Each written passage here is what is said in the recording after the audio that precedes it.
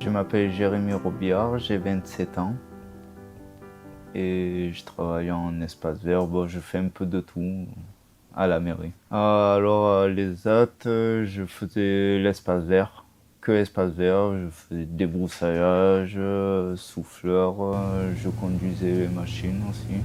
J'avais demandé déjà à Nathalie de faire un stage à la mairie de Forcalquier. La première fois, j'ai fait un stage pendant un mois. Ils étaient contents de moi, ils ont voulu me reprendre à la mairie de Forcalquier.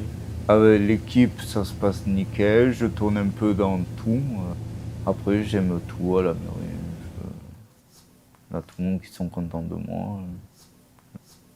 C'est mon deuxième CDD et là, je fais encore un CDD pendant 6 mois. Bonjour, David Giordano, agent technique et chef d'équipe au sein de la mairie de Forcalquier. Jérémy s'est très bien fait à la situation et surtout au travail. C'est l'employé mieux que certains autres. Oui, et je le confirme, oui. En termes de management, on est peut-être un peu plus à l'écoute, pour leur sécurité aussi à eux. On fait un peu plus attention qu'à d'autres, évidemment. Mais rien de fou, rien d'anormal.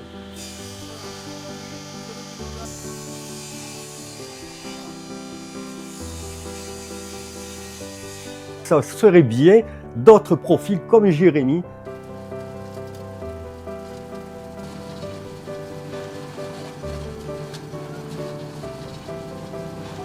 Je m'appelle Andrea Spinelli. Je suis moniteur des AT dans l'atelier Espace Vert depuis 2014. Jérémy, il avait ce qu'il fallait, soit dans ses compétences, soit dans son caractère, soit dans sa volonté. Il a commencé à vraiment aimer le travail qu'il faisait dans les espaces verts. Il avait déjà un profil pour ça.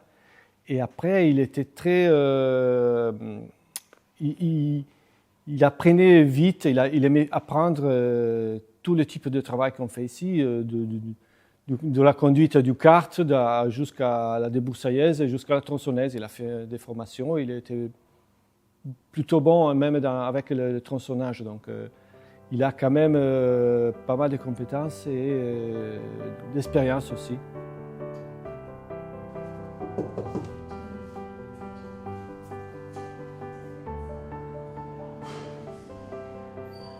Je suis Nathalie Potra, je suis chargée d'insertion professionnelle au sein de l'UNAPI, plus exactement sur 2 sites, les ateliers du Fournas, site Saint-Auban et site de Manosque. Donc je suis chargée d'accompagner les travailleurs qui ont le souhait d'aller en milieu ordinaire pour des stages, des immersions ou pour travailler sur du long terme. Donc à partir du moment où un projet professionnel est établi, je reçois la personne pour faire un diagnostic partagé.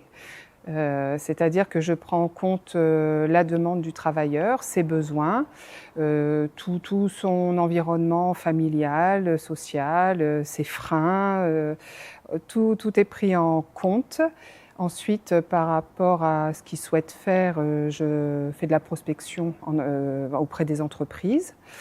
Quand il y a des ouvertures de stage, on fait la convention et ensuite ça peut aller jusqu'au CDD, CDI. Je suis toujours en lien avec l'entreprise et le travailleur. On fait des points régulièrement. Pour une personne comme Jérémy Robillard qui est rentré en CDD, il est en convention d'appui, c'est-à-dire que pendant 3 ans, il peut continuer son CDD, voire même rentrer en CDI. Il aura toujours une place au sein de l'ESAT pendant cette durée. On ne sait jamais vraiment s'ils sont prêts à l'emploi. J'ai envie de dire, c'est d'abord leur volonté qui est respectée. On essaye, c'est pour ça qu'on les suit beaucoup au démarrage et si tout se passe bien petit à petit, on lâche. Jérémy s'est montré très autonome par rapport à son projet. C'est lui qui l'a mené, hein, donc parfois on fait des propositions, mais là c'est vraiment lui qui avait cette volonté. Il a demandé en particulier la mairie de Forcalquier, donc quand je me suis mise en relation avec eux, ça a matché tout de suite.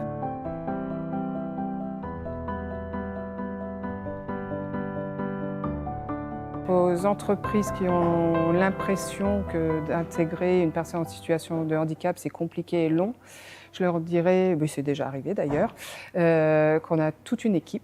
Hein. Donc on a la SA-ESAT, la psychologue qui dispense des sensibilisations sur le handicap, qui sont toujours en lien avec nous. Voilà, que s'il y a le moindre souci, on est là pour accompagner et le travailleur et le patron.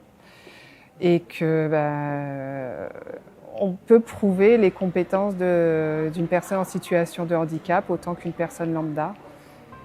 Et qu'il faut essayer, c'est déjà arrivé, hein, des personnes qui ont eu peur, on leur laisse un temps de réflexion, on revient vers eux et parfois le temps d'un duodé par exemple qui va se présenter la journée nationale le 20 novembre, parfois c'est plus acceptable parce que c'est le temps d'une journée. Donc ça donne des opportunités d'ouverture. Je pense que c'est une valeur ajoutée pour les entreprises. Et pouvoir aider ces personnes, c'est aussi aider la société à les réinsérer. C'est vraiment un travail qui va au-delà du but de l'entreprise elle-même. C'est pas que le profit. C'est-à-dire on va aider ces personnes à rentrer dans la société en autonomie. On va aider la société, donc c'est un gagne pour tout le monde, je pense. Si on peut nous en envoyer 3-4 encore, c'est bien. 3-4 personnes comme lui, excellent.